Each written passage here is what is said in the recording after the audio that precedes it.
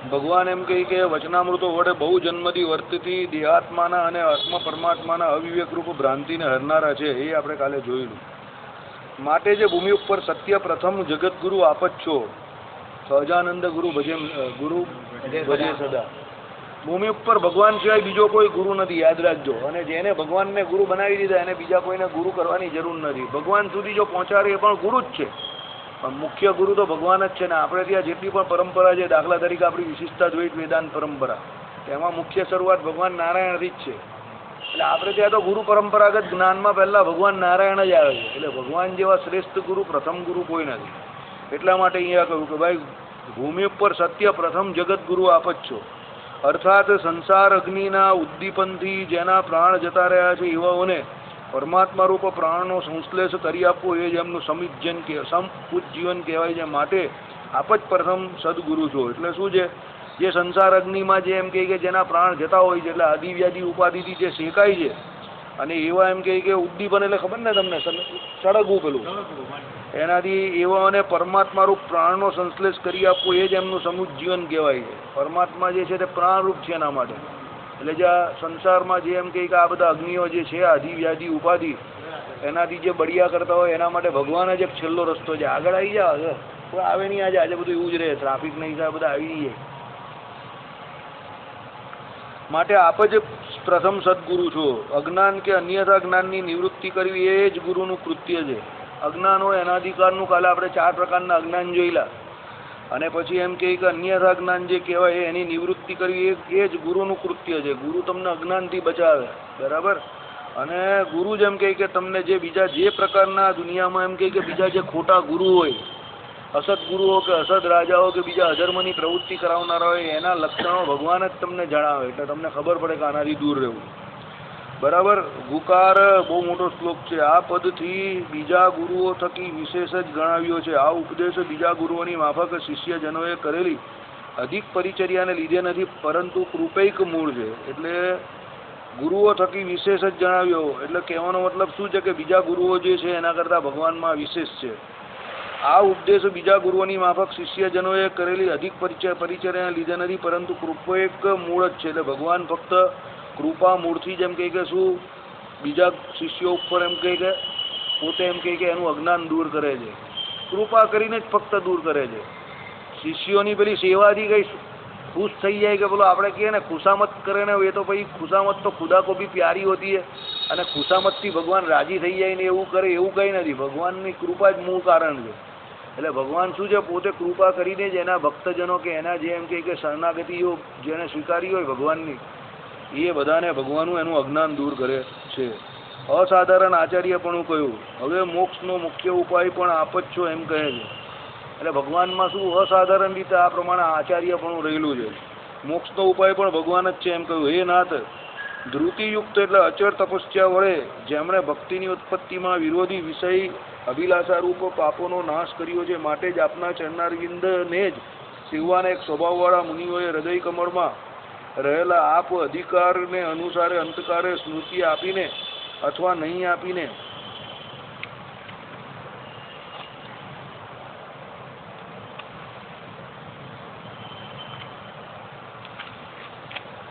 શતાધિક મૂર્ધન્ય નાડી એટલે સુષુમ્નાથી અર્ચી માર્ગે કરીને પોતાના અસાધારણ પદ સ્થાન વિશેષને પમાડો છો. બહુ ઊંચી વાત કરી, બહુ એટલે બહુ ઊંચી વાત કરી નાખી. સમજશો આને શાંતિથી. તપશ્ચર્યા વડે એટલે જે ભક્તો એમ કહે કે અચળ, ધૃતિયુક્ત એટલે અચળ એટલે કોઈ પણ પ્રકારે ચલાયમાન થયા વગર, એ અષ્ટ સિદ્ધિ આવે કે નવ નિધિ આવે કે શારીરિક કે માનસિક કે કોઈ પણ કષ્ટ આવે એમાં ચલાયમાન નહીં થાય એવા તપશ્ચર્યા વડે ભક્તિની ઉપપત્તિની ઉત્પત્તિ, ભક્તિમાં ઉત્પત્તિ જે ભક્તિ તમને ઉદય થાય એમાં વિરોધી શું છે, તો આ વિષય અભિલાષા, બરાબર. શબ્દ સ્પર્શ રૂપ રસ અને ગંધ એ રૂપી જે વિષય છે એને ભોગવવાની જે ઈચ્છા જે છે એ જ ભક્તિમાં વિરોધી છે. જગત સંબંધીની વાત ચાલે છે. એવા પાપનો પ્રણાશ કર્યો છે, એટલે પાપનો નાશ કર્યો છે. માટે જ આપના ચરણારવિંદને સેવાના એક સ્વભાવવાળા, એટલે એવા જે પાપ જે કરવાવાળા જે છે, બરાબર, એને તો ભગવાનની ભક્તિ ઉદય નહીં થાય, બરાબર. આ કઈ ભક્તિની વાત કરેલી છે? પરાભક્તિની વાત કરેલી છે. પણ એવા પાપ જે નથી કરતા એટલે એવા પાપનો જેણે નાશ કરી નાખ્યો છે એવા જે મુનિઓ છે તે કેવા છે? તમારા ચરણારવિંદને જ એક સેવવાવાળા છે અને એમના હૃદય કમરમાં રહેલા આપ અધિકારને અનુસારે એટલે ભગવાન તો અંતર્યામી પણ જોતા જ હોય ને કે ભાઈ આણે બધા વિષયોનો ત્યાગ કરેલો છે એટલે એવા જે હોય એને એના અધિકારને અનુસાર એટલે એણે જે પ્રમાણે સાધન કર્યા હોય એ અધિકારને અનુસાર અંતકાળે સ્મૃતિ આપીને અને અંતકાળે ભગવાન સ્મૃતિ આપે બરાબર અથવા નહીં આપીને પણ કોક કદાચ એવું હોય કે એવી રીતે દેહ ત્યાગ કરે કે કદાચ એ સમય પર એક કોમામાં હોય કોમામાં પહોંચી જાય ને ઘણા લોકો તો ત્યારે એમ કે તમો ગુણ પ્રધાન વર્તતો એટલે કોમામાં ચાલ્યો જાય એટલે ભગવાને કહ્યું એ પ્રમાણે બેશુદ્ધ અવસ્થામાં દેહ મૂકે અને કદાચ એમ કહે કે એ સત્વગુણ પ્રધાન વર્તતો હોય અને જાગ્રત અવસ્થાના વિશે દેહ મૂકે તો બોલતો ચાલતો હાલતો ચાલતો દેહ મૂકે એટલે એમ કહે કે કોઈ પણ હિસાબે આ પ્રમાણે અંતકાળે સ્મૃતિ આપીને અથવા નહીં આપીને શતાધિક મૂર્ધન્ય નાડી એટલે કઈ આ શતાધિક એટલે બધી નાડીઓથી શ્રેષ્ઠ અધિક બરાબર એનાથી મૂર્ધન્ય નાડી એટલે સુષુમ્નાથી અર્ચી માર્ગે કરીને એટલે અહીંયા સુષુમ્ના નાડીથી અહીંયાથી બ્રહ્મરંધ્ર સુધીનો માર્ગ સીધો અર્ચી માર્ગે કરીને કાં જાય છે? અસાધારણ પદ એટલે જે પદ બધાને પ્રાપ્ય નથી ફક્ત ભગવત ભક્તને જ પ્રાપ્ય છે એવા અસાધારણ પદ સ્થાન વિશેષને પમાડો છો એટલે અક્ષરધામને પમાડો છો. નાડી એટલે ચેતાતંત્ર જ આવે મારા ખ્યાલથી એટલે આમાં જે ઈડા ને પિંગલા કઈ ને એ પ્રમાણે હા બોલો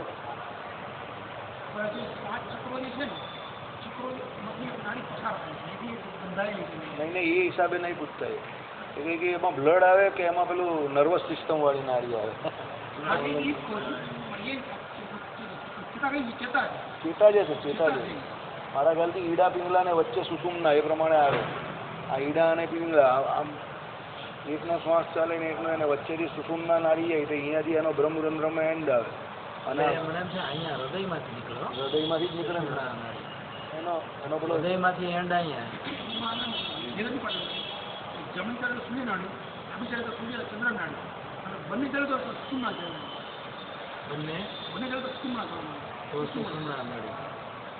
ત્રણેય વસ્તુ અલગ અલગ બતાવી શાસ્ત્રોમાં એ પ્રમાણે શરીરની ગતિમાં અલગ બતાવી છે એમ કે સૂર્યનારાયણ ચાલુ હોય તો જમો ને તો બરાબર પાછળ થાય ચંદ્રનારાયણ ચાલવાનું જમો ને બરાબર પાછળ ના થાય સૂક્ષ્મ ચાલવું પચો ને પાછળ ના થાય અને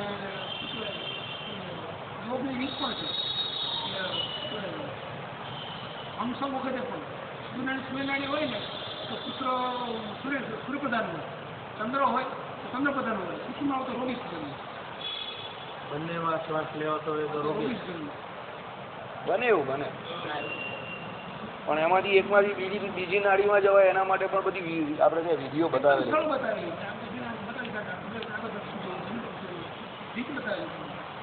પ્રાણાયામ પણ બતાવેલા છે એના માટે એક નાડીમાંથી બીજી નાડીમાં જવું ને તેના માટે પ્રાણાયામ પણ બતાવેલા કેશુ સ્વામીના બધી ખબર એક વસ્તુ મેં એ પણ સાંભળ્યું વશિષ્ઠ રાજેન્દ્ર ભગવાને જે વિદ્યા શીખવી ને પહેલાં કીધું કે તમે સૌથી પહેલાં આ વિદ્યા શીખો નાડી બદલવાની અને પછી જ તમે સૌથી પહેલી વિદ્યા એ તો પ્રાણાયામ દ્વારા છે ને બધું પહેલાં કાબુમાં કરવાનું હોય અને પછી એ પ્રમાણે તમારે નાડી બદલતાની એ પણ નિલોમ પ્રાણાયામ કહીએ બસ એ હું સવારે કરું છું અનુલોમ વિલોમ કરવું છે બે કપાલભાતીનો અનુલોમ વિલોમ રોજ કરું અને એનાથી શું થાય તમારું થોડુંક ફ્રેશ થઈ જાય અને રિસર્ચ આપણે લાગે પણ ખરું કે અહીંયા બ્રેઇન ઉપર અહીંયા બ્રહ્મરંધ્રમાં ઓક્સિજન પહોંચે છે 100%. ચાલો હે હળવાશ લાગે બ્રેઇનમાં બહુ હળવાશ લાગે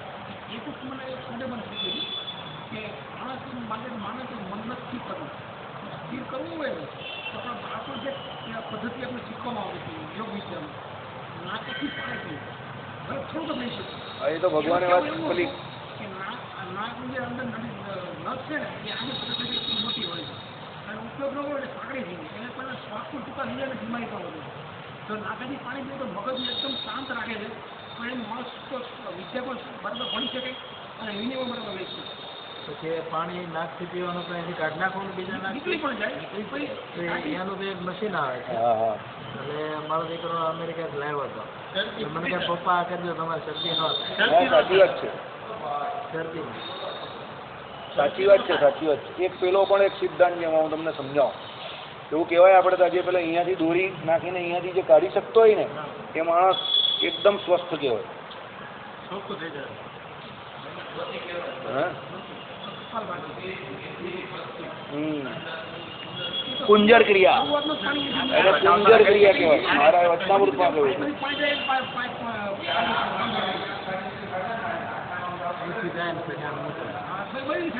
એ અહીંયાથી કાઢીને અહીંયાથી કાઢે.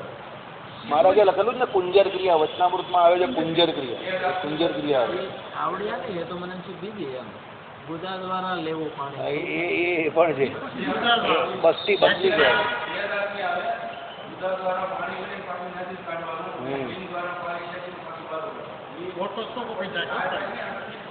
થાય એ તો અનુભવ સિદ્ધ જ્ઞાન. કેશુ સ્વામીને મેં પૂછેલું આ બધું કુંજર ક્રિયા બસ્તી ને આ બધું તે કે જો એવો યોગી કોઈ હોય ને કરતા હોય ને એની પાસે જાવ તો થાય. 3-4 મહિના જવું પડે તો થાય. એ પેલા યોગનું એક શાસ્ત્ર એ પણ વાંચતા હતા ને એમણે કહેલું કે થઈ શકે, પણ પછી એમને બીમારી થઈ ગઈ એટલે એમણે બધું બંધ કરી નાખ્યું. બધું ભૂલી ગયેલા.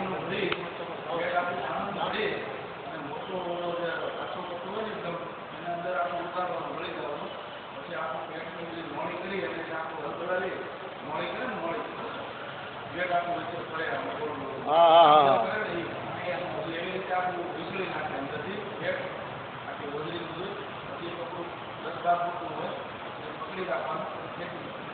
આપણે પેલા શૂટિંગ્સમાં જે પેલા ફાર્માસ્યુટિક્સમાં પેલા રોલર નહીં આવે, આમાં આખા રોલ ફરે, રોલર એ પ્રમાણે આખું અંદર ફરે એમ જોઈએ.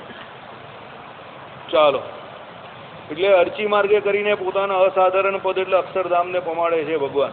જે પદ અક્ષર એટલે અપુનરાવર્તી હોવાથી, અમૃત નામનું એટલે આનંદ અધિક્ય હોવાથી, બે વસ્તુ કઈ, અક્ષર એટલે અપુનરાવર્તી એટલે ત્યાં જઈને કોઈ પછી પાછું આવતું નથી એટલે એને અક્ષર કહ્યું. બીજું અમૃત નામનું, અમૃત એટલા માટે કહ્યું કે ભાઈ અમૃતનું જે પાન કરે એને આનંદ આવે એટલે ત્યાં આનંદનું અધિક્ય છે એટલે અમૃત નામથી કહ્યું. અને એક સાથે ઉદય પામેલા અનેક સૂર્યને સદ્રશ પ્રકાશમાન સર્વ ઉત્કૃષ્ટ છે. એટલે શું કહ્યું, એક સાથે એમ કહે કે ઉદય ઘણા બધા સૂર્ય પામે છે એવું કેવું છે, પ્રકાશમાન અને સર્વથી ઉત્કૃષ્ટ છે. ધામને સૂર્યપ્રકાશનું ઉદાહરણ આપ્યું છે તે કવર લોક દ્રષ્ટિથી આપ્યું છે. જો ભાઈ ધામમાં લોક દ્રષ્ટિમાં તમને સૂર્યનો પ્રકાશ જે દેખાય એટલા માટે એ પ્રકાશ ત્યાંનો સૂર્યપ્રકાશ જેવો કયો છે, મૂળભૂત એવો પ્રકાશ નથી. આ બીજી વાત તમને કહું છું. પહેલી વાત, ભગવાન આપણા જેવા નથી. આગળ ચર્ચા કરેલી ને, ભગવાને તો અહીંયા મનુષ્ય રૂપે આવે એટલે આપણા જેવા દેખાય છે. એ ભગવાનની ફક્ત કૃપાનું કારણ છે. કાલે આપણે જેવું સહજાતીય થાય તો જ સહેજે એ જ થાય એટલા માટે.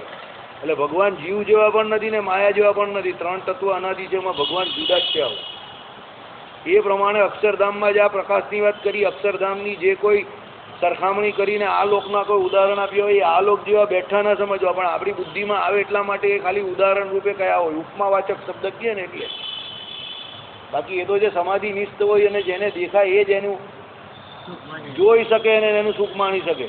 શબ્દો તો કદાચ એમને પણ નહીં મળે, કારણ કે અહીંયા એવું હોય જ રીતે શબ્દ શું આપે એટલે કોઈ ઉપમા આપે કોઈ ને કોઈ, બરાબર. એટલે એવું બેઠું ને બેઠું પકડીને નહીં ચાલતા ભાઈ કે પ્રકાશમાન એટલે આપણે જે બહાર પ્રકાશ જોઈએ એવો. એટલે અહીંયા કહ્યું તો ખાલી ઉપમાવાચક શબ્દ છે, આપણી સમજણ માટે લખેલું હોય. મતલબમાં ત્યાં અંધારું નથી. ટૂંકમાં માયાનું અંધારું જે તમને અત્યારે આ બહાર દેખાય એવું અંધકારમય અક્ષરધામ નથી એમ.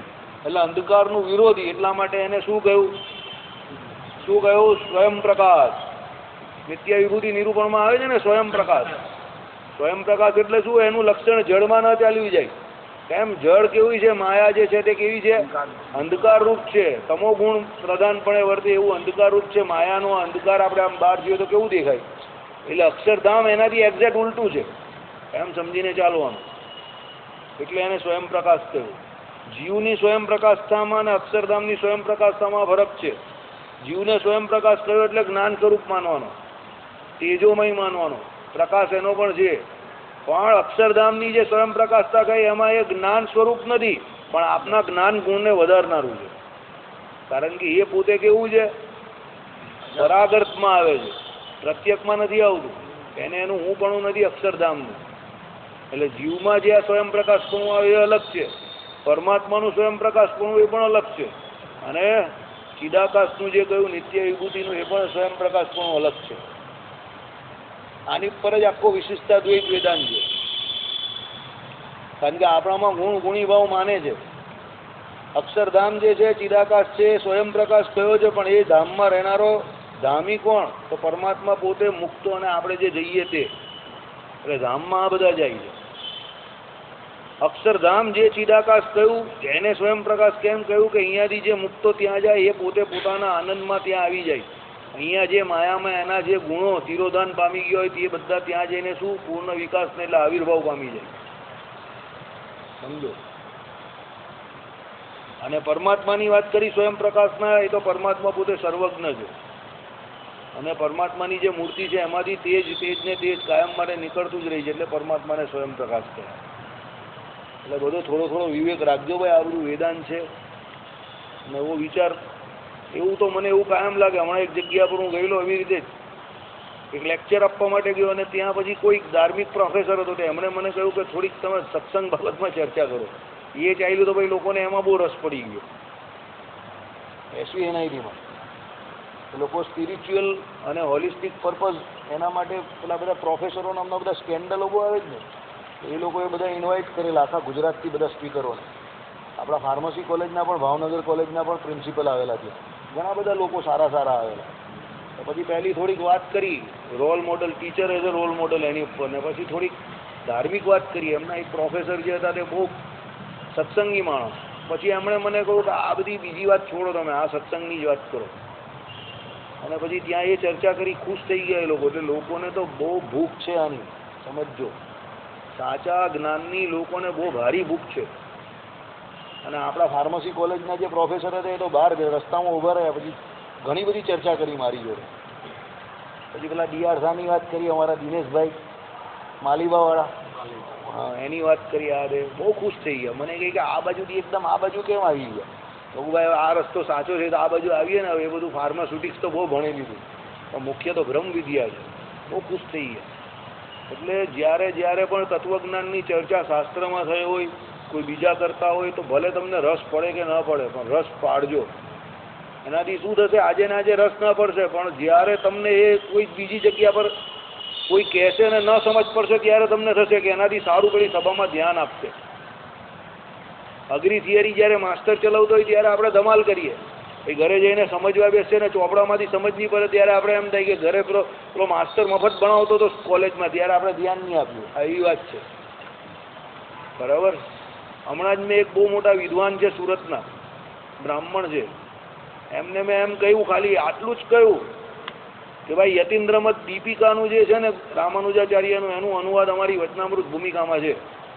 તત્વ મુક્ત કલાપ અને યતીન્દ્રમત દીપિકાનું. રાજીનો રેડ થઈ ગયો. મને કે ગુજરાતીમાં, મેં ગુજરાતીમાં પણ વ્યાકરણની ભાષામાં. તે કે એ તો એટલું તો આવે જ ને એમ કે યતીન્દ્રમત દીપિકાનું બેઠું એટલે પછી ચોખ્ખું ગીચ કહેવાય ને. મને કે મેં કહું એ પાછા શક્તિમતના પ્રવર્તક હતા, સમજો. એ પાછા વેદાંતી નહીં હતા, શક્તિમતના પ્રવર્તક હતા. આ નવરાત્રિવાળા હતા, ઉપવાસવાળા. પણ આજીના રેડ થઈ ગયા, ખુશ થઈ ગયા. વિદ્વાન માણસ એટલે કે યતીન્દ્રમત દીપિકા એટલે જોવાનું જ નહીં ને એમ કે રામાનુજાચાર્યનું પીરસેલું ચોખ્ખું ઘી એમ કે, બરાબર. એટલે એ તો આપણે કદર એટલે નથી કે આપણે એને જાણતા નથી, પણ જાણો તો એને ખબર પડે કે હરજીવનદાસ શાસ્ત્રીજી કામ કરી ગયા જ ને, બહુ ઊંચું કામ કરી ગયા છે. એ તો આપણાવાળા બધા સંપ્રદાયવાળા હાવ પેલો કહે ને કે શેરદીના રસ વગરના દૂચા ખાવાવાળા માણસ, એને હું સમજ પડે? ખોટા બદનામ કરે છે, ખોટા. એ શેરદીના દૂચા ખાતા હોય એને શું ખબર પડે? રસકસ વાળો માલ બધો હરજીવનદાસ શાસ્ત્રીએ પીરસ્યો છે, અને તમે શેરદીના ભૂસાને દૂચા ખાવાવાળા માણસ, તમને એ માણસની કા કદર સમજાય? બાકી એમણે જે શાસ્ત્રોની રચના કરી છે ને બોસ, બહુ કઠણ કામ છે. અને એ સમયમાં કરી એ બહુ કઠણ કામ હતું. ત્યારે લાઇટ એટલી ના મળે, કોઈ આ ઓફસેટ પ્રિન્ટર ના મળે, કંઈ નહીં, ને બધું હાથે લખવાનું ને બધી કેટલી મહેનત. અને સૌથી મોટી વાત, આ તો મળે જ નહીં, દોડ્યું તો બહુ માથાકૂટ હતી બધી. તો ભાઈ એ તો જે માણસ સારું કરવા જાય ને, ઉપદ્રવ તો એને નડવાનો જ છે. એ તો ભગવાન બુદ્ધ હોય કે રાજા રામ હોય કે પછી હરજીવનદાસ શાસ્ત્રીજી હોય કે તમારા મારા જેવા માણસ હોય, એ તો સાચા માણસને જો ભાઈ તૈયાર જ રહેવાનું એના માટે. એ તો તૈયાર જ રહેવાનું એના માટે. બી પ્રિપેર ફોર ધેટ. તમે સમજજો. એ તો આપણે કાયમ તમને કહીએ છીએ ને દધીચી ઋષિના ઉદાહરણ ઉપરથી કે સાધુ માણસ હોય,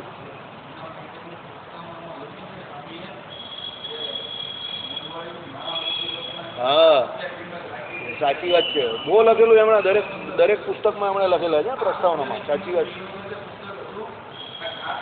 હા, 7 રૂપિયામાં.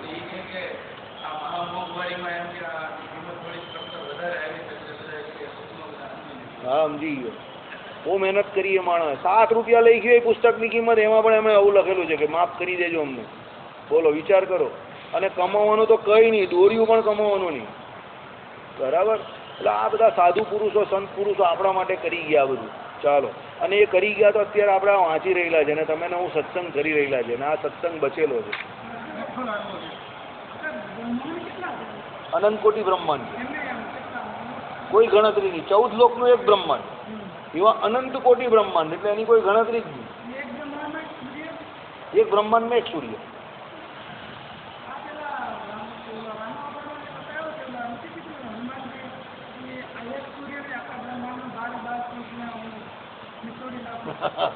એ તો નહીં, એવું નહીં. એ તો કયું હોય એટલે ઉપમા આપી હોય કે 12 સૂર્ય હોય તો પણ એમ. ભાઈ સૂર્ય તો એક જ હોય ને, એક બ્રહ્માંડને પ્રકાશ. મહારાજે વચનામૃતમાં શું કહ્યું? હા, એટલે તમે ગુજરાતી. મહારાજે વચનામૃતમાં કહ્યું ને કે ભાઈ એ સૂર્યનારાયણને એમ કહે કે આખા બ્રહ્માંડને એમ કહે કે પ્રકાશમાન કરવા માટે એમ કહે કે જે કંઈ ભગવાને શક્તિ આપી એમાં શું કે એની ઉપાસના. એટલે એક બ્રહ્માંડમાં એક સૂર્ય એમ. એવા અનંત કોટી બ્રહ્માંડ છે. સૂર્યદેવ તમે જો, જ્યારે પણ આપણે કોઈ સિરિયલ જોતા હોય પેલી ધાર્મિક કેવું, તો સૂર્યદેવ એક જ બતાવે. સૂર્યદેવ 2-4 થોડા બતાવે. અને જ્યારે એ આખો પૂર્વાપનનો સંબંધ કે પૂર્વાપનનો જ્યારે સંવાદ ચાલતો હોય ત્યારે આપણે જોઈએ કે અહીંયાથી માનીને ઉપર પૃથ્વીલોક છે, આપણો મૃત્યુલોક, બરાબર, ભૂલોક, ભુવનલોક, જનલોક, તપલોક, સ્વર્ગલોક, સત્યલોક, અને નીચેના અતર, વિતર, સુતર, રસાતર, તળાતર, મહાતર, જે કોઈને છેલ્લે પાતાળ. તો આ બધા લોકની અંદર તમે જે કોઈ જોવો તો એમાં મુખ્ય સૂર્ય જે દેવ હોય કે બીજા જે દેવ છે તે બધા કોઈ રિપીટ નહીં થતા, બધા એક જ છે એમ. વરુણ દેવતા તો એક, કામ બધાને વેચી આપેલા તે પ્રમાણે અલગ અલગ એમ. બરાબર. આ પછી એ પણ એના નીચે માણસો નિમતા હોય તો બધું નેટવર્ક પ્રમાણે ચાલતું હોય ને. મારી વાત સમજ્યા કે નહીં તમે? દાખલા તરીકે કોઈ અર્જણભાઈ આપણા શેઠ છે તો અર્જણ શેઠ તે આખા કારખાનાનું કામ કંઈ બધું જાતે થોડા કરતા હોય કે. બરાબર. દેવતા છે કેટલા વાયુ છે? હા,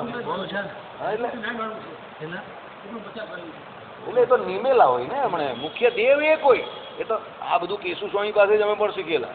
એ કે તું નેટવર્ક નહીં જોતો, વડાપ્રધાન એક હોય પણ પીએમની ઓફિસમાં જાય તો આ સચિવ, પેલો સચિવ, ફલાણો સચિવ, એમ કંઈ પીએમ તને થોડા મળી જાય ગઈ. વાયા પણ છેલ્લે લેટર જાય ને સહી કોની લાગે? પીએમની લાગે ને. સિક્કો તો પીએમનો જ લાગે ને. એવું છે એમ. એટલે બધું નેટવર્કથી કામ ચાલતું હોય, પણ મુખ્ય દેવતા એક જ હોય, જે હોય ને જેના હાથમાં. દાખલા તરીકે વરુણ દેવતાના હાથમાં પાણીનો કારભાર, સમજો તો એ વરુણ દેવતા એક જ. પછી એને બધું કાર્યભાર વેચેલો હોય દિશાઓ મુજબ, આ તે બધું હોય. એ લોકોનું બધું એ લોકો જોઈએ એમ. આપણા ઘરમાં નથી હોતું, 4 ભાઈ હોય તો એકને પૈસા લેવાનું ખાતું હોય, એકને ઉઘરાણીનું ખાતું હોય, એકના એમ બધા અલગ અલગ હોય એ પ્રમાણે. પણ મુખ્ય બાપા મુખ્ય કહેવાય. પિતાશ્રી જો હોતે वो मुख्य होते, ऐसा हो सब जगह पर ऐसा होता है. ને મહારાજે વચનામૃતમાં ચોખ્ખી જ કહી દીધું જાતો કે ભાઈ સૂર્યનારાયણને અમે આખા બ્રહ્માંડને પ્રકાશવાનું સામર્થ્ય આપેલું છે. તો એક સૂર્યની જ વાત કરેલી ત્યાં. પછી કુંતાજીની વાત કરી ત્યારે કે આપણે સૂર્યની ઉપાસના કરી અને સૂર્યનારાયણ જે એમને મળવા માટે આવ્યા તો મનુષ્ય સહજાતીય થઈને આવેલા. જો એના મૂળ રૂપમાં આવે તો કુંતાજી બળી મળત. પછી પેલા સતરાજીત યાદવને મળવા રોજ આવતા હતા, એને પેલી સોના મોર આપવા આવતા હતા ને. હા, એટલે પછી એમ કે એને પણ જે મળવા ભગવાન આવેલા એ તો મનુષ્ય રૂપે થઈને જ આવેલા ને.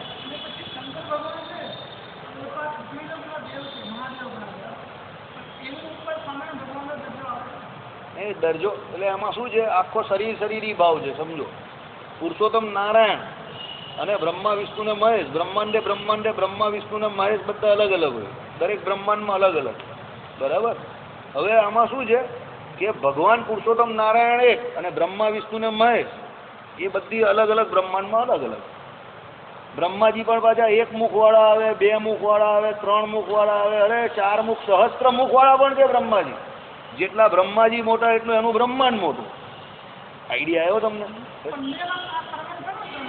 હા, બ્રહ્મા વિષ્ણુ ને મહેશ એ બધા બ્રહ્માંડે અલગ અલગ એમ. અલગ અલગ બ્રહ્માંડમાં અલગ અલગ. તમે શ્રીમદ ભાગવતનું ગીતા પ્રેસનું ગોરખપુર ગીતા પ્રેસ છે ને, એનું હિન્દીમાં શ્રીમદ ભાગવત હોય એનું તમે વાંચજો તો તમને બધું પંચમ સ્કંદમાં બધું લખેલું જ છે. તમારો તો ધર્મ છે મુખ્ય આ સમજવાનું. નહીં નહીં, હિન્દીમાં છે ને ગોરખપુરનું. ખાલી 4 કે 5 ચોપડી ભણેલા એટલે અમુક પર સાવ કહો ને ખબર ન પડે અક્ષર. નહીં નહીં ખબર પડે. ઉદાહરણ કરો. ને બહુ અઘરું છે. શ્રીમદ ભાગવત તો આમ પણ ગ્રંથ ભણવાનો છે. એ તો એમ તમને એકલું લઈને બેસી જાવ તો ના ખબર પડે. અનંત કોટી બ્રહ્માંડ કે પ્રશ્ન એવો છે આ શિવ ભગવાન છે પણ સ્વામિનારાયણ ભગવાન તો ઉપર ને તો કીધું ને પુરુષોત્તમ નારાયણ જ. સ્વામિનારાયણ ભગવાન એટલે એમ સ્વામિનારાયણ બધા આપણે સ્વામિનારાયણ ભગવાન કહીએ પણ એ પુરુષોત્તમ નારાયણ એમ. બરાબર. અને જે અવતારો થાય તે બધા એ પુરુષોત્તમ નારાયણ ના થાય. ઉપરથી જે આવે તે બધા પુરુષોત્તમ નારાયણ. એ રામ હોય, કૃષ્ણ હોય, સ્વામિનારાયણ કોઈ પણ હોય. સમજો, અવતારો કોઈ શિવજીના નહીં થતા. અને આ બધા જે બ્રહ્મા વિષ્ણુ ને મહેશ કયા ને આ પણ બધા આમ તો અજન્મા છે. સમજો કેવી રીતે અજન્મા છે. જ્યારે ભગવાન બ્રહ્માંડની જે રચના કરે ને એટલે આ બધા પોતપોતાના હિસાબે બધા ગોઠવાઈ જ જતા હોય પોતપોતાના કાર્યમાં. સમજો, આમ જેમ આપણો જીવ અજન્મા કયો શરીરનો જન્મ થાય છે એમ આ બધા જે ઉચ્ચ કોટીના ઉપરી કોટીના આ બધા જે દેવતાઓ જે છે ને એ બધા પોતપોતાના કાર્યને વિશે ગોઠવાઈ જ જાય. ભગવાને કેવો સંકલ્પ કર્યો ને બ્રહ્માજી આવી ગયા. ક્યાંથી નીકળ્યા તો પેલા વિરાટ નારાયણના નારચામાંથી નીકળ્યા સીધા. સમજો, એટલે એ બધા આવી જ જાય. આ બધું કેશુ સ્વામી બહુ જોરદાર સમજાવતા હતા કે આ બધાની ઉત્પત્તિ એટલે કથન માત્ર ઉત્પત્તિ કહેલી છે. કારણ કે બ્રહ્માજી સુધીની સૃષ્ટિ તો કઈ ક્રિયાત્મક થોડી છે, संकल्पात्मक છે. ये भगवान से लेकर ब्रह्मा जी तक की जो सृष्टि है ना वो तो संकल्प से होती है सिर्फ भगवान के, उसमें कोई क्रिया नहीं होती है. और भगवान के बात की भगवान पछी जे क्रिया થાય એટલે બ્રહ્માજી પછીની જે સૃષ્ટિ છે એ क्रियात्मक છે. એટલે ये समझने के लिए आप हर रोज मैं आपको इसीलिए बोलता हूँ हर रोज सत्संग में आइए. सत्संग में आने से अपनी जो बुद्धि है ना बड़ी निर्मल होती है. और मैं समझता हूँ मेरी जिंदगी में पिछले 20 साल और 20 साल के पहले जितनी भी दिक्कतें थी समझिए वो सब चली गई. और सत्संग में आकर मैं आज हर रूप से सुखी हूँ.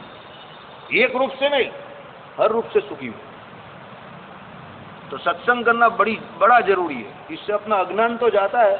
भगवान ने जो कहा ना शिक्षापत्री में आलोक અને પરલોક બંને વિશે તમે સુખી થાઓ. તમારું અજ્ઞાન दूर થઈ જાય બધું. और अज्ञान दूर करने का सबसे अच्छा तरीका ही है सत्संग. बराबर. ચાલો, એટલે સૂર્યપ્રકાશનું ઉદાહરણ આપ્યું છે તે કેવળ લોક દ્રષ્ટિથી છે. તે સમયમાં અવતાર ધરવાથી જો આવી ગયું ને અવતાર ધરવાથી અને વેદાદી શાસ્ત્રોના ઉદ્ધારથી ધર્મરક્ષણપણું પણ આપનું જ છે એમ કહે છે. વેદ જે પેલો હયગ્રીવ ના લઈ ગયો હતો પછી બ્રહ્માજીએ કહ્યું કે ભગવાન આ તો વેદને લઈ ગયો તો મારા બ્રહ્માંડની અંદર મારે ધર્મનો પ્રચાર પ્રસાર કેવી રીતે કરવો, સૃષ્ટિનું નિર્માણ કેવી રીતે કરવું. એટલે ભગવાન કહે કે શું વાત કરો તે કે આ હયગ્રીવ લઈ ગયો છે. એટલે ભગવાને પછી હયગ્રીવ અવતાર ધારણ કર્યો.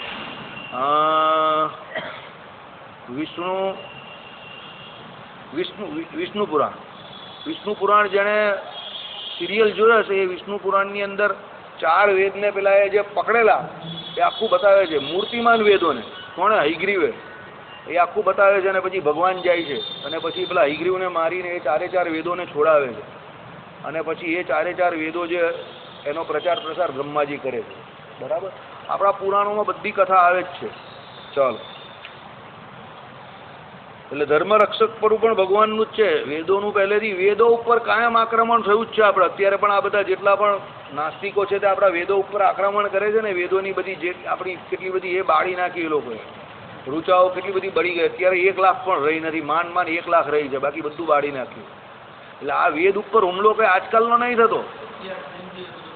હા, બધા બખ્તિયાર ખિલજી, તક્ષશિલા આખી પેલી આપણી જે હતી ને શું કહેવાય વિદ્યાપીઠ, એ સમય પર તક્ષશિલા અને નાલંદા બહુ મોટા વિદ્યાપીઠ હતા આપણા.